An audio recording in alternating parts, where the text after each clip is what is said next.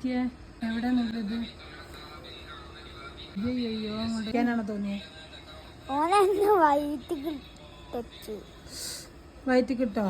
ഇന്നിപ്പോ കൂട്ടാക്രമണമായിരുന്നു എന്റെ നേരെ. എത്ര ആള് കൂടിയിട്ട് എന്നെ മർദ്ദിച്ചത്? 3 ആളോ? ഒന്ന് കൊടുക്കാൻ തോന്നിയിരുന്നു. അന്നെ നുള്ളിയപ്പോ കൊടുത്തക്കോ? ഒറ്റന്നേ കൊടുത്തുള്ളൂ? 2 അത് അനക്കടി കിട്ടുന്നതിന്റെ മുന്നേ ആണോ കൊടുത്തത്?